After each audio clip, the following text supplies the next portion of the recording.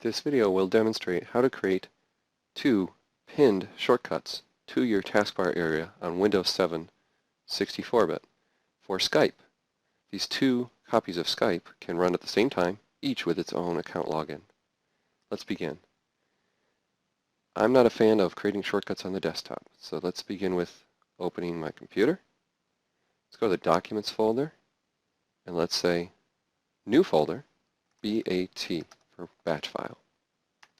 Go into that BAT folder, right-click in a blank area, and say New. Text document. Let's call the first one Skype, and then my account name, .bat, hit Enter. Gives me a little warning to say yes. Let's right-click, say New, text document, and create another one.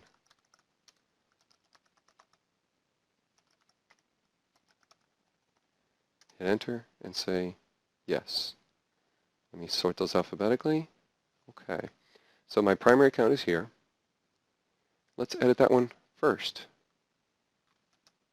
So if we right-click on it and say Edit, we can now paste in for my blog post Skype and startup parameters. Here's the full path to where the folder should start in, the name of the executable, the name of the account. The only thing you need to change is the account name here. Leave password alone if it's saved.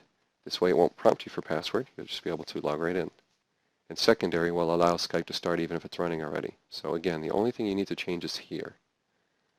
If you happen to be on 32-bit Windows, you could remove this piece that I've highlighted, and you'll get this whole video to work in your environment as well. Or you should be able to.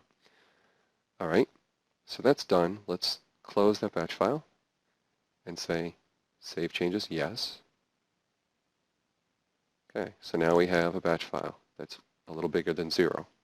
Let's do the same with the second one. Right-click, Edit. Again, pasting in from the blog post. And this one is my secondary user account name for Skype. Save changes, yes. Excellent. Now, if we try to right-click on a BAT file, let's try that again. Right-click on a BAT file, there is no pin to taskbar. The trick there is to simply rename it to exe first.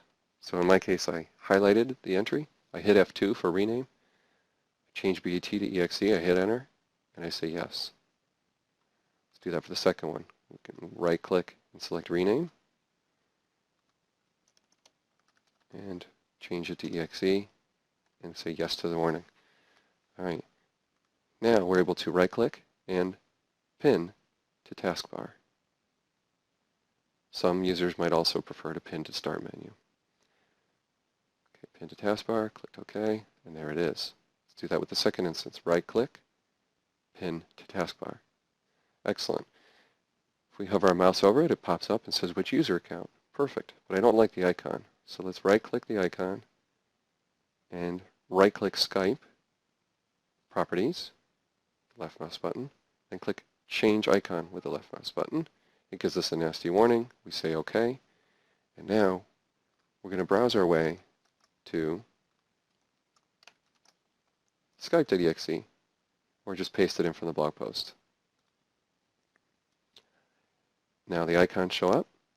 I like this one better because it shows it's an icon that I've tweaked, not the Skype default one. Click OK. Click OK. And now we have a nice icon, custom icon. Let's do that again. Right-click, Properties, Change Icon, get past the warning, paste in the full path to Skype.exe, and select the unique icon. Great. 2 Skype instances. Now the problem is we've called them EXEs. Windows won't handle them right. So we've got the desired effect of getting a pin. Now we need to clean up after ourselves. Rename them to BAT files. Okay. The 2 original files have been renamed.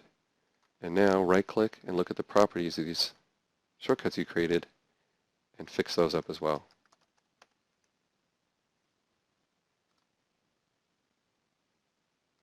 Right-click Properties, and change back from exe to BAT.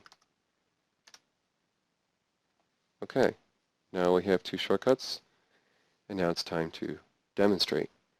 The other thing is just putting things in My Documents is a good place because backup programs will generally be backing up those BAT files should you move to another computer. But you will have to repeat this process to get the special shortcut showing, most likely. Let's minimize that. Now let's run these icons. So we hover our mouse over for a second. You can see the account name. And if we look here, we'll see there's no tray icon showing Skype running at all. I click it. I briefly see a command line window that disappears. And I log right in because my password is saved. Excellent. You'll see my username, P. Rarin. Let's try my second icon. This one complains a little, but my password is there. So this is just the way Skype behaves. The second instance prompts you for password, but it's already typed in if I've auto-saved it. Okay, and we're logged in there as well. Now we have 2 copies of Skype running side by side, and if we look here, we can see them both in the tray. If you are missing them from the tray, let me just minimize this. Okay, Skype is running. You can see it running here. You can see it running here. If you'd like them to always show in the tray, just a reminder, click this little arrow, click Customize, look for Skype in your list, and do Show Icon of Notifications for both those instances. And then it will always show if Skype is running twice. So that concludes this video. Hopefully you found it helpful, and thank you for visiting tinkertree.com.